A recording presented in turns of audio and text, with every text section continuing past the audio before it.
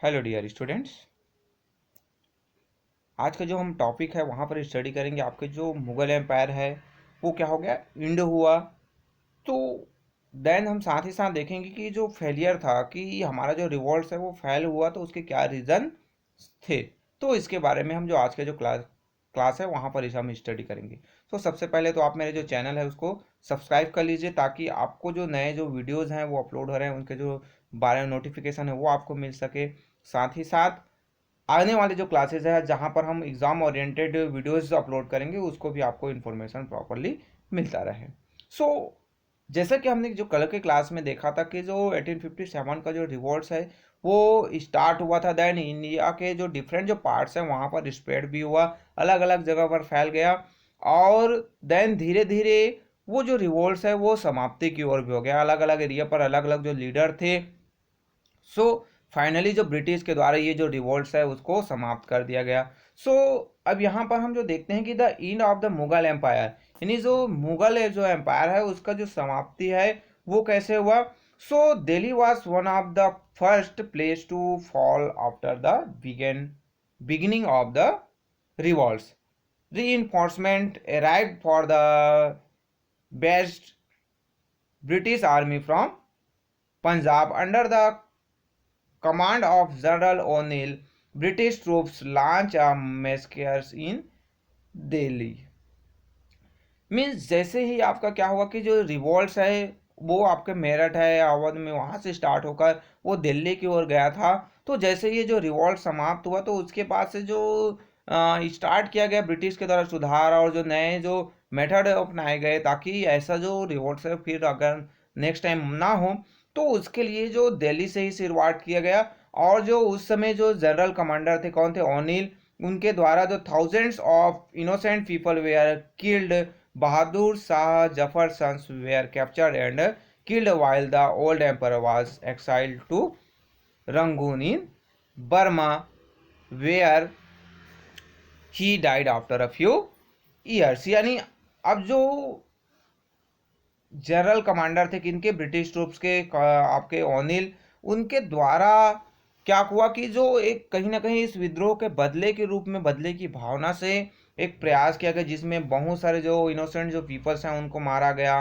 बहादुर शाह जफर है उसके जो सन है उसको कब्जे में ले लिया गया और उनको मार दिया गया, उनको किल कर दिया गया।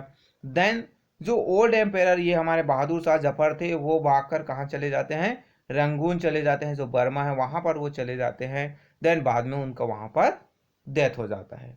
His repeated pleas to the British to let him die and be buried in his beloved India were ignored. यानी जब बर्मा भाग कर जाते हैं फिर बाद में ये जब बहादुर शाह जफर चाहते हैं कि वो इंडिया में कम से कम वापस आए और जो अंतिम जो सांस है वो इंडिया में ले, यानी उनका डेथ इंडिया में हो, क्योंकि उनको इंडिया में ही दफना दिया जाए। तो ये जो उनकी जो इच्छा है वो भी पूरी ब्रिटिश होने नहीं देते हैं। So the after math of the revolts. In the beginning, the revolt was a success, but within a short while the British suppressed it, great acts of violation and cruelty were committed by both the Indian rebels and the British in the course of revolts। यानी आपका क्या हुआ कि जैसे ही ये जो revolt start हुआ था, सो स्टार्टिंग पॉइंट में तो इंडियंस को बहुत ज़्यादा सक्सेस मिला, बट बाद में धीरे धीरे जैसे ही कुछ समय बाद ब्रिटिश के द्वारा अपना फुल जो ट्रूप सैनिक है वो ये इंट्रोड्यूस किए गए, उसके जो सैनिक आए, तो उससे कहीं ना कहीं ये जो रिवॉल्ट है उसको शांत कर दिया गया। और ये जो रिवेलियंस, पहले तो इंडियन रिवेलियंस के द्वारा ब्रिटिश के अगेंस्ट बहुत सारे जो विद्रोह किए गए, उसमें बहुत सारे ब्रिटिश सैनिक और उनके जो ऑफिसर्स है उनकी जो डेथ हो गई। बट बाद में ब्रिटिश के द्वारा भी उसके बदले के रूप में बहुत सारे जो इनोसेंट इंडियन जो पीपल्स हैं और उनके जो लीडर्स हैं उनको मारा गया। So attempt were made by British to brush aside the revolts as the handiwork of a handful of troublemaker, but the truth of the matter was something else entirely. People from many walks of life took part in this revolt. The Hindus, and the Muslim for the British together despite every effort to the British to keep them divided. सो यहाँ पर एक जो चीज़ हुआ कि starting में तो कुछ जो लोग हैं वो इनके द्वारा स्टार्ट किया गया था, बट बाद में बहुत सारे जो लोग हैं वो इस लड़ाई में चलकर शामिल हुए, यानी वो अपने मन से अपने अपने देश के लिए या फिर अपने जो ज़रूरतें हैं, अपने जो लोकल लेवल की जो समस्याएं हैं उसको समाधान करने के लिए इस रिवॉल्ट्स में इंक्लूड हुए थे, जिसमें हिंदू और मुस्लिम दोनों शामिल थे। ब्रिटिश इनको अलग करना चाह रहे थे, लेकिन ये दोनों मिलकर ये जो 1857 का जो रिवॉल्ट्स है उसमें सभी की जो सहभागिता थी वो हुई थी। सो ये तो कुछ जो इंपॉर्टेंट पॉइंट्स है। अब जो हम जो देखते हैं कि आपका जो ये जो 1857 का जो रिवॉल्ट था, सो वो किन कारणों से वो फेल हो गया, वो सक्सेस क्यों नहीं हो पाया, और पूरी तरीके से ब्रिटिश से हमें आज़ादी क्यों नहीं मिल पाई। सो यहाँ पर कुछ पॉइंट आया कि if you think about the revolts of 1857 without any bless without any bias, you will have to ask yourself the question, however, just 10,000 British officers able to hold down the nations of millions of people. The uprising has certain inherent weakness that made success impossible. Means अब हमको ही सोचने की ज़रूरत है कि 1857 का जो revolt हुआ, यहाँ पर जो ब्रिटिश जो ऑफिसर थे वो कितने थे, ओनली 10,000, और लाखों की संख्या में हमारे क्या थे, इंडियन जो पीपल्स थे। फिर भी हमें ये जो 1857 का जो रिवॉल्ट है वहाँ पर सक्सेस नहीं मिला, हम विजय प्राप्त नहीं कर पाए, हमें हार हो गई। तो इसका रीज़न क्या था? तो इसका जो फर्स्ट जो रीज़न बताया गया है कि lack of unity among the Indians, यानी हमारे इंडियंस थे उसमें ही यूनिटी की कमी थी, वो इसमें ही एकता नहीं थी। So the revolts did not involve the entire regions और all the section of Indian society. Many of the Indians ruler and the big zamindar refused to join the rebellion. Means यहाँ पर हुआ कि जो पूरे इंडियन जो समाज है, सोसाइटी है, वहाँ पर सभी लोग शामिल नहीं हुए थे इस रिवॉल्ट्स में। इसमें आप देखेंगे तो कई जो इंडियन जो रूलर्स हैं, जो ब्रिटिश से पेंशन मिल रहे थे, प्रिंसली स्टेट वाले थे, वो इसमें शामिल नहीं हुए। ऐसे बिग जो जमींदार थे जो ब्रिटिश के फेवर में थे वो इसमें शामिल नहीं हुए। many like Sindhia of Gwalior, the Nizam of Hyderabad and the Holkar of Indore gave active support to the British. यानी आपके जो ग्वालियर के सिंधियाज थे, निज़ाम जो हैदराबाद के निज़ाम थे, और होलकर जो इंदौर के थे, वो कहीं ना कहीं ब्रिटिश को सपोर्ट कर रहे थे। Most of south India and western Punjab stay out of the rebellion, यानी साउथ के जो पार्ट्स हैं वहाँ के जो लोग थे वो इसमें शामिल नहीं हुए। देन पंजाब है, वेस्टर्न जो पंजाब के लोग भी इसमें शामिल नहीं हुए। Then in area Punjab the people they are happy with the efficient administration of the British and did not join the revolts, यानी जो पंजाब के जो लोग थे, जो वेस्टर्न जो पंजाब के लोग थे, वो जो ब्रिटिश के जो एडमिनिस्ट्रेशन है उससे खुश थे। क्यों?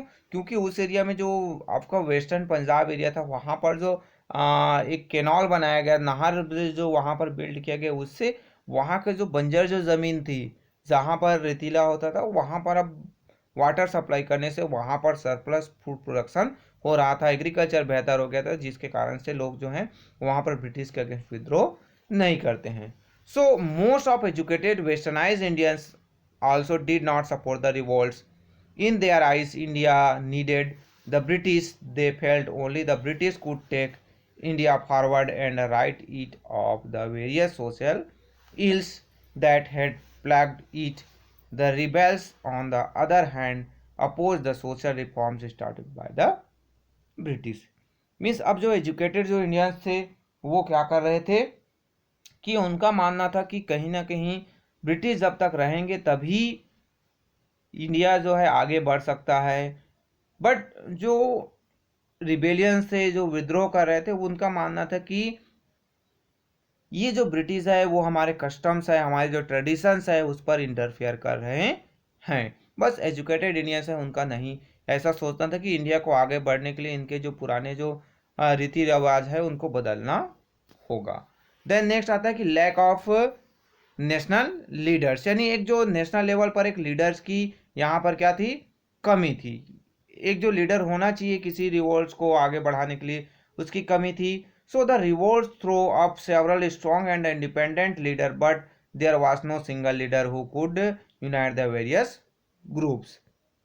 The leader were mainly princes who joined the revolt because of threat posed by the British to their throne। यानी यहाँ पर जो बात हुआ कि जो रिवोल्ट हुआ तो पर्टिकुलर जो अलग अलग सेक्शन पर अलग अलग रीजन पर रिवोल्ट हुआ, तो उनकी अपने अलग अलग लीडर थे। जैसे हमने अवध में देखा, सो वहाँ पर जो बेगम हजरत महल थी। हमने झांसी के एरिया में देखा तो वहाँ पर रानी लक्ष्मीबाई थी। आपके हम बात करें तो नाना साहब जो थे आपके वहाँ पर, वो जो बाजीराव सेकंड के जो अडॉप्टेड जो सन थे वो रिवोल्ट्स कर रहे थे, तो उनके लीडर्स वो थे। तात्या तोपे जो थे उनके जो आपके कमांडर थे। सो कहीं ना कहीं आपके जो लीडर्स हैं, एक जो नेशनल लेवल पर नेशनल जो लीडर्स होने चाहिए उनकी कमी थी। और ये जो प्रिंसेस जो विद्रोह कर रहे थे, तो कहीं ना कहीं उनकी जो गद्दी को ब्रिटिश ने, उनके जो शासन को, उनके जो एरिया को ब्रिटिश ने अपने कब्जे में लिया था, उनके अगेंस्ट में वो लड़ाई लड़ रहे थे। So unfortunately they were are keen on overthrowing the British to restore the old and conservative rules and not to lead India into the modern world। यानी ये जो लड़ाई लड़ रहे थे वो किस लिए था कि वो जो है अपने जो एडमिनिस्ट्रेशन है, अपने जो साम्राज्य है उसको वापस लाना चाह रहे थे। वो मॉडर्न इंडिया के लिए यानी इंडिया को आगे बढ़ाने के लिए लड़ नहीं रहे थे। Then the coming to the common people like the peasant and the artisan, the story was no different. Unlike in Europeans, where the freedom fighters were inspired by modern ideas of nationalism, liberty, equality, and democracy, the people in India still look up to rulers and their outdated ideas. यानी जो common जो peoples थे, जिसमें आपके किसान थे, आपके artisans थे जो लड़ाई लड़ रहे थे, वो भी क्या थे, उनके अपनी डिमांड थे, उन पर जो शोषण हुआ था उनके अगेंस्ट लड़ाई लड़ रहे थे।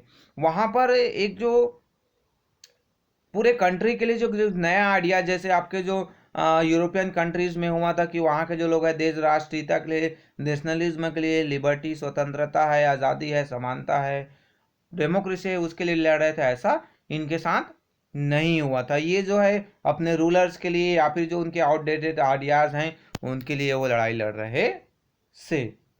सो यहाँ पर आपके जो फ्रेंच रिवॉल्यूशन की बात किया गया है कि वहाँ पर जो ग्रेट जो थिंकर्स थे जो वहाँ के लोगों को इंस्पायर कर रहे थे, जिसमें रूसो थे, आपके वेलेट्रीज थे, आपके जो दैन वो वहाँ के जो पीपल्स को इंस्पायर कर रहे थे, उनके आइडियाज़ है, उनके मॉडर्न जो सोच है वो उनको मोटिवेट कर रहे थे। बट इंडिया में ऐसा कोई रोल मॉडल नहीं था जिनके आइडियाज से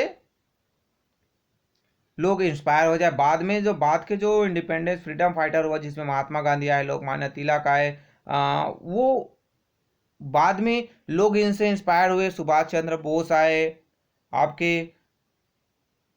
सो इनके आइडियाज से ही लोग जो है क्या हुए, मोटिवेट हुए, देशभक्ति की भावना उसमें जागी और वो बाद में फ्रीडम स्ट्रगल में ज़्यादा से ज़्यादा अमाउंट में शामिल हुए। So the rebel also had no clear idea of what system they wanted in place in the centre after throwing out the British। The leader of the revolts were unable to provide an alternative leader in place of the old and weak Bahadur Shah Zafar second. यानी यहाँ पर जो clear कोई idea नहीं था कि अगर British से आज़ादी हमें मिल जाए तो उसके बाद क्या होगा, कैसा जो सिस्टम रन करेगा।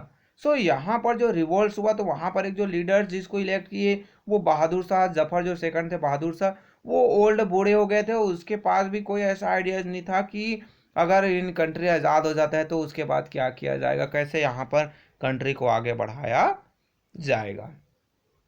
देन नेक्स्ट पॉइंट आता है कि जो फेलियर होने का जो रीज़न था उसमें था कि आपका लैक ऑफ रिसोर्सेस। रिसोर्स यानी संसाधन उस समय ने था। Finally the rebel could not match the modern weapons and the materials of war use by the British. Most of the rebels fought with weapons like sword and packs. They were brave and fearless but lacked organisation and discipline. यानी आपके जो उस समय लड़ाई लड़ने जा रहे थे जो लोग शामिल हुए थे, किसान थे, मजदूर थे, जो सैनिक थे, उनके पास कोई मॉडर्न वेपन्स नहीं था, हथियार नहीं था जैसा ब्रिटिश के पास था। वो लोग क्या अपने पास एक हथियार है, कुल्हाड़ी है, तीर धनुष है, उसको लेकर क्या करने लगे, ब्रिटिश के सामने लड़ाई लड़ने लगे, उनके सैनिक के सामने चले गए। अब उनके पास है क्या है, बंदूक है, तोप है, उससे क्या होगा उनकी स्थिति, वो तो किसी एक के पास टच करने से पहले ही वो क्या हो जाएंगे, मारे जाएंगे। सो उनके पास मॉडर्न हथियार नहीं था, देन उनके पास ऑर्गेनाइजेशन या फिर डिसिप्लिन नहीं था। कोई बोल दिया कि चलो हमला करो तो फिर दौड़े पड़े सबको हमला करने। यहाँ पर नहीं देख रहे हैं कि उनके पास कौन सा हथियार है, सब चले गए मरने के लिए। मीन्स उनके पास वो ब्रेव थे, फियरलेस थे, यानी उनको लड़ाई लड़ना था देश के लिए या फिर अपने लिए लड़ना था। सो वो अपने जान माल की चिंता नहीं थी, उनको मर जाएंगे उसकी चिंता नहीं थी, उनको तो चलो हमला करना है, मीन्स करना है, आगे जो होगा देखा जाएगा। और वहां तक पहुंचे नहीं और गोली से टाए टाए फिस हो जाता था उनका। So the British had the railways at their disposal and an excellent system of communication, so troops could be moved quickly and a decision taken fast। Means यहाँ पर क्या हुआ कि अब जो उनके पास रेलवे था, उनके पास बेहतर कम्युनिकेशन सिस्टम था। सो जहाँ पर जो सैनिक की जरूरत होती थी, ट्रूप्स की जरूरत होती थी, उनको इन्फॉर्म कर दिया जाता है, वो तुरंत वहाँ पर फास्टली पहुँच जाते थे। बट इंडियंस के साथ ऐसा नहीं था, उनको बहुत सारे प्रॉब्लम फेस करने पड़ते थे। अरे भाई किसी गांव में विद्रोह करना है तो इस गांव में विद्रोह की जरूरत है, वो दूसरे गांव तक पहुंचते पहुंचे एक दिन हो जाता था, वो दौड़ते हुए भागते हुए जा रहा है बताने के लिए, घोड़े में गया, पहुंचते पहुंचते यहाँ पर विद्रोह शांत हो गए, यहाँ पर सैनिक जो है बाकी सभी लोगों को मार दिए। फिर वहां पर फिर सैनिक वही सैनिक पहुंच गए और फिर उनके साथ लड़ाई हो रही, यहाँ पर सैनिक समाप्त, गांव आपके गांव वाले समाप्त, फिर अगली जगह लड़ाई लड़ रहे हैं वो सैनिक। सो यहाँ पर ये जो रिसोर्सेज है वो नहीं था किनके पास, इंडियंस के पास। उनके पास बेहतर प्लानिंग नहीं था, बेहतर डिसिप्लिन नहीं था। बट ब्रिटिश जस्ट उनके पास बेहतर प्लान होता था, उनके जो आर्मीज थे वो डिसिप्लिन होते थे, जिसके कारण से ब्रिटिश को ये जो 1857 का आपका जो रिवॉल्ट्स है उसमें उनको क्या हम मिल गई, विजय मिली, और हमारे जो इंडियंस है ये जो रिवॉल्ट्स है उसके फेलियर हो गए। बट फेल होने के बाद भी ये जो रिवॉल्ट्स है उसमें कुछ ना कुछ पॉजिटिव जो पॉइंट आया, तो इसी को हम जो देखेंगे नेक्स्ट क्लास में कि रिजल्ट ऑफ द रिवॉल्ट्स, यानी ये जो 1857 को जो रिवॉल्ट्स हुआ तो उसके क्या परिणाम है, क्या रिजल्ट है हमारे पास आते हैं। सो इसको हम जो नेक्स्ट जो क्लास है वहाँ पर स्टडी करेंगे। So okay, thank you.